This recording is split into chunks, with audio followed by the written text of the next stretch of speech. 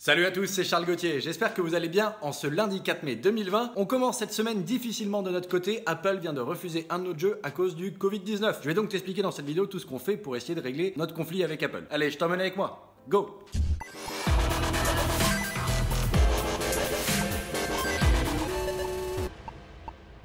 Les amis, on est lundi, donc c'est une nouvelle semaine qui commence et on est hyper excités. En plus, il fait beau, on est dans une bonne énergie, on sort d'un week-end de 3 jours. Bon, t'as vu, le mien était très chargé, mais j'ai une excellente énergie, même si j'ai très peu dormi. Je me suis endormi à 3h hier, j'ai charbonné comme un dingue sur les jeux. J'étais hyper excité, j'avais pas de sommeil. Mais bon, je me suis levé à 8h, ça va, je suis quand même après en forme, même si j'ai des cernes, et tout va bien. Bon, je veux pas te parler de ma santé, hein, c'est bon, on s'en fout un peu. Je vais surtout te parler de cette problématique avec Apple. Apple vient de refuser un de notre jeu parce qu'il le trouve trop proche du Covid-19 et qu'Apple a une vision particulière vis-à-vis du Covid et de la pandémie. Donc je vais te partager dans cette vidéo un petit peu notre analyse sur le pourquoi du comment notre jeu a été refusé, ce qu'on est en train de faire pour négocier auprès d'Apple, défendre notre cas, parce que moi je juge qu'il n'est pas offensant, et qu'est-ce qu'on peut faire du coup, quelles sont nos options pour essayer de régler cette situation, et comment on peut éviter de se faire bannir notre compte développeur. Ça serait quand même bête de perdre le compte de toute la boîte. Donc voilà un petit peu le stress, la problématique de ce début de semaine, mais c'est pas tout, bien évidemment on est en train d'avancer sur le Runner 3 et le Snake 1, c'était des projets qu'on avait commencé sur les jours passés et qu'on doit terminer en ce début de semaine, et puis je vais également te partager quelques petites choses au niveau des tests CPI qu'on est en train de mener actuellement sur deux concepts qui ont été acceptés ce week-end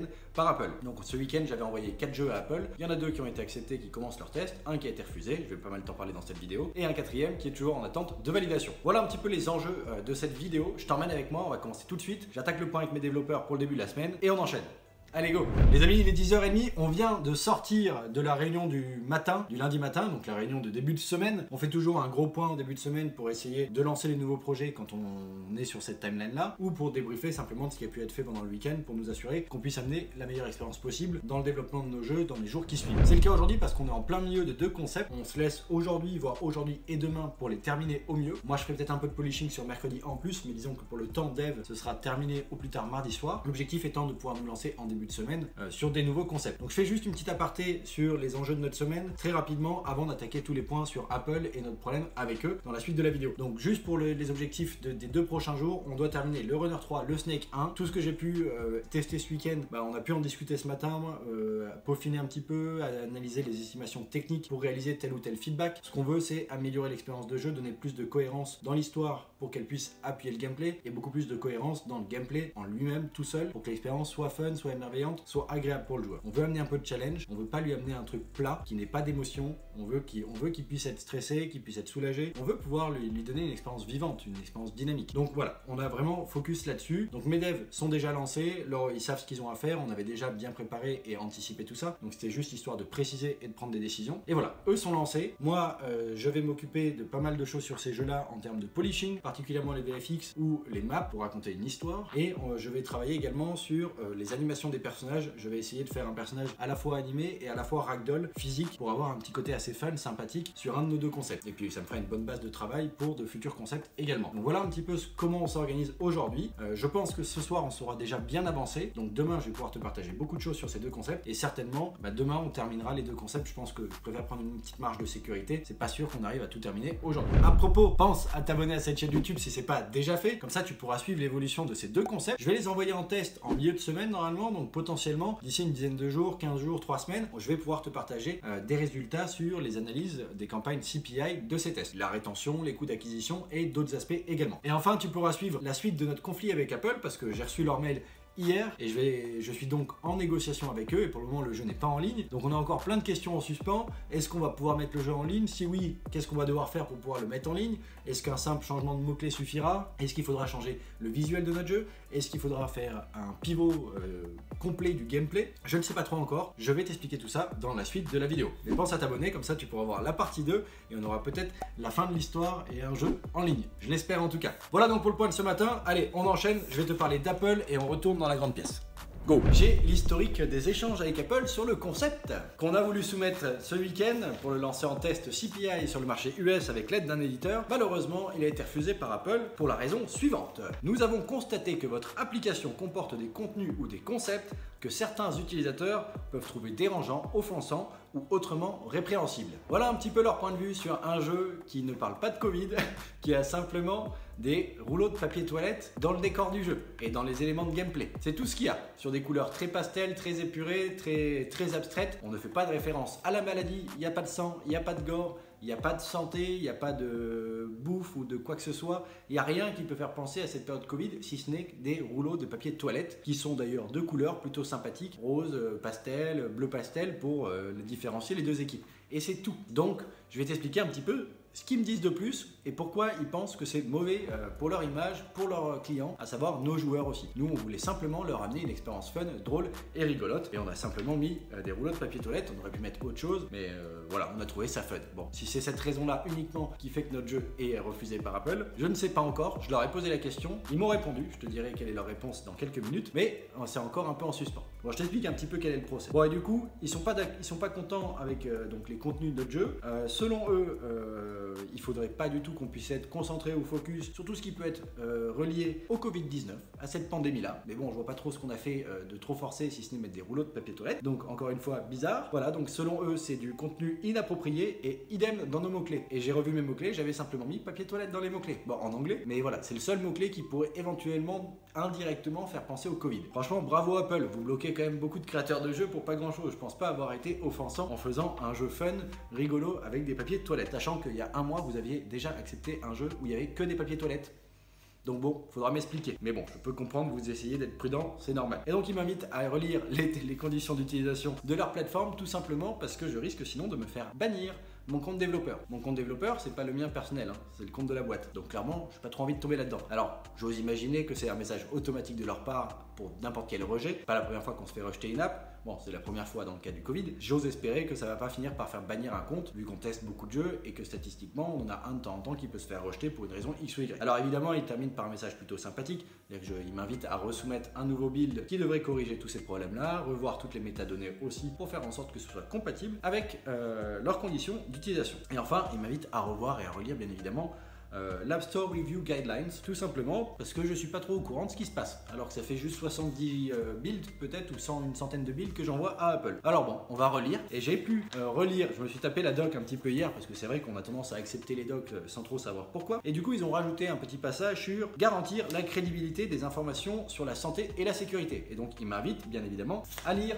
ce passage-là. L'App Store devrait toujours être un endroit sûr et fiable pour les utilisateurs qui souhaitent télécharger des applications. Aujourd'hui, plus que jamais, cet engagement revêt une importance particulière dans le cadre de la lutte mondiale contre la pandémie de Covid-19. Les communautés du monde entier comptent sur les applications pour être des sources d'informations crédibles, en aidant les utilisateurs à comprendre les dernières innovations en matière de santé, à trouver où ils peuvent obtenir de l'aide en cas de besoin ou à fournir une assistance à leurs voisins. Bref, nous on fait un jeu, hein, donc je vois pas trop dans quel cadre ça rentre. Pour répondre à ces attentes, nous évaluons les applications de manière critique afin de nous assurer que les sources de données sont réputées et que les développeurs qui présentent ces applications sont issus d'entités reconnues telles que les organisations gouvernementales, des ONG dans le domaine de la santé, des entreprises très compétentes en matière de santé, des institutions médicales ou éducatives.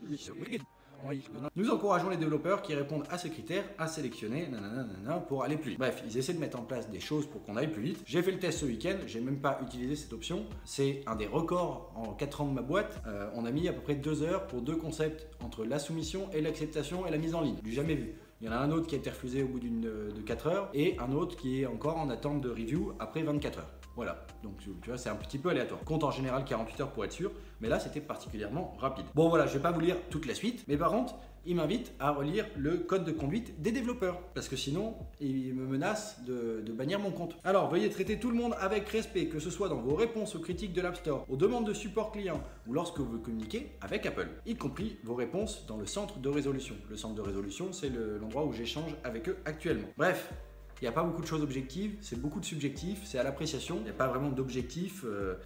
Qu'est-ce qui peut être proche du Covid ou je ne sais quoi, j'en ai aucune idée. Qu'est-ce qui peut être offensant, j'en ai aucune idée. Moi j'ai estimé que jongler ou que sauter, que lancer des papiers de toilette, des rouleaux de papier de toilette, c'était pas offensant. Enfin bon, voilà donc le paragraphe qu'ils ont pu rajouter lié au Covid. Donc évidemment c'est stressant, ça peut faire vraiment flipper. Rassure-toi, moi c'est pas la première fois que je reçois un mail de rejet pour un de nos jeux. Donc c'est pas bien grave, ça me fait pas stresser outre mesure. Surtout que ça peut se corriger, surtout que si on peut les contacter, il y a quand même le centre de résolution. Donc moi, dès que j'ai reçu le mail, j'ai dû le recevoir hier matin vers 11h30, j'ai direct répondu et je leur ai expliqué clairement que c'était pas dans mon intention de profiter de ça ou de faire du bad buzz ou je ne sais quoi, que c'était simplement quelque chose de fun. On voulait mélanger un style de jeu avec un autre style de jeu. Il y en a un qui utilise des anneaux et on s'est dit pourquoi pas remplacer les anneaux par des rouleaux de papier toilette vu le contexte, parce qu'il y avait plein de mèmes à l'époque là-dessus et qu'en plus ils avaient déjà accepté un mois plus tôt un de nos jeux où il y a que des papiers toilettes quasiment. Donc on n'a pas trop compris pourquoi ils rejetaient, donc j'ai répondu avec beaucoup de bienveillance et de sympathie à leur message, toujours mettre de la politesse et se mettre à la place de l'autre. Et je leur ai expliqué pourquoi je considérais que je n'étais pas en tort ou que j'avais pas fait quelque chose de mal, et que si jamais ils me confirmaient que j'avais fait quelque chose de mal ou qu'ils n'étaient pas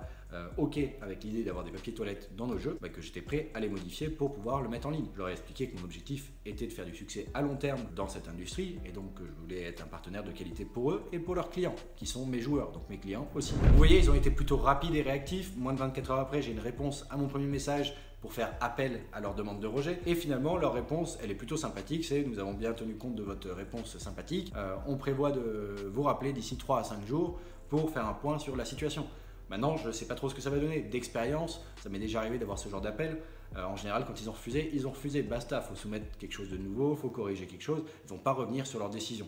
Ils l'ont prise, basta. Donc je vais voir ce que ça donne cette fois. C'est quand même un cas particulier avec le Covid. Franchement, pour moi, il n'y a que des rouleaux de papier toilette, il n'y a que ça qui pourrait laisser penser au Covid. Mais bon, il y avait bien des papiers toilettes avant le Covid. Alors bon, je ne sais pas trop où ils se placent, quelle est leur vision là-dessus, quelle est la prudence qu'ils veulent avoir vis-à-vis du Covid. Ils veulent peut-être choquer personne. Mais bon, du coup, ils nous empêchent de faire notre métier. Donc je te tiens bien évidemment au courant dans les prochaines vidéos de l'avancée de notre résolution de conflit avec Apple sur ce concept-là. J'espère qu'on obtiendra gain de cause, ou j'espère qu'on pourra simplement resoumettre une nouvelle version en changeant les mots-clés, histoire que ça nous prenne très peu de temps et que ça m'évite de changer tous les visuels, les trailers et les screenshots du jeu. Sinon, je vais devoir faire quelques modifications pour changer le visuel interne au jeu, et donc je vais devoir tout refaire. Ça va me faire perdre 2-3 heures de temps, ça serait dommage. Voilà, je préfère éviter ça, mais je vais voir avec eux ce qu'ils vont me dire quand ils vont me rappeler, donc je te tiens au courant dans les prochaines vidéos. Voilà un petit peu ce que je voulais te partager sur notre situation actuelle, notre début de semaine, les enjeux au niveau des 2 jeux en cours et les enjeux vis-à-vis de ce jeu refusé qu'on voulait lancer en test CPI avec l'aide d'un éditeur. Donc je vais te tenir au courant dans les prochaines vidéos de l'avancée de cette résolution de conflit, mais également de l'avancée de nos projets en cours, et puis plus tardivement dans la semaine du lancement de 2 nouveaux concepts, parce qu'on va attaquer 2 nouveaux concepts de jeu. Et avant de terminer la vidéo, j'aimerais te partager quelques conseils si jamais toi aussi tu reçois un message d'Apple qui en général est mauvais signe. C'est le mail typique que tu vas recevoir. Vous avez un nouveau message de la part d'Apple quand tu as soumis un jeu pour le mettre en ligne. Ça veut dire qu'en gros il a été refusé. On va pas se mentir. Quand il part en ligne, tu as in review et puis ready for sale ou waiting for developer release si c'est toi qui le fais manuellement. Bref, je sais plus quel est le terme, mais c'est quelque chose comme ça. Tu m'as compris. Le jour où tu te fais refuser un build d'Apple, ils vont t'expliquer pourquoi et ils vont te dire quelle partie de leurs conditions d'utilisation n'est pas respectée. Ils vont te donner quelques pistes éventuelles de résolution. Ils vont pas te donner grand chose. Pour eux, toutes les réponses sont dans leurs conditions d'utilisation. Le problème, c'est qu'on les lit pas beaucoup ou que c'est des trucs, des usines à gaz et que c'est très subjectif. Je t'en ai lu quelques parties. C'est très difficile de savoir est-ce qu'on est dans le bon ou dans le mauvais selon leur regard à eux, selon leur vision. Et ça a toujours été compliqué avec Apple. Ok, ils sont fermés, ils essaient de faire des choses pour amener un maximum de qualité selon la qualité que eux pensent à leurs clients, donc à nos joueurs aussi. Mais c'est vraiment pas simple de comprendre ce qu'ils veulent. Franchement, si tu as des expériences là-dessus, dis-moi aussi ce que tu comprends de leurs conditions d'utilisation et du respect de leurs guidelines développeurs, quoi. Moi, je suis un peu paumé parfois. Ce qu'il faut toujours faire, c'est comme avec n'importe qui rentre en conflit ou qui vous dit non, plutôt que de vous énerver, c'est peut-être de répondre simplement poliment, de vous mettre à leur place, de prendre leur casquette, d'être très bienveillant dans la démarche. Et en général, ils vous répondent de la même façon. Soyez positif avec les gens, ils le retournent de manière positive.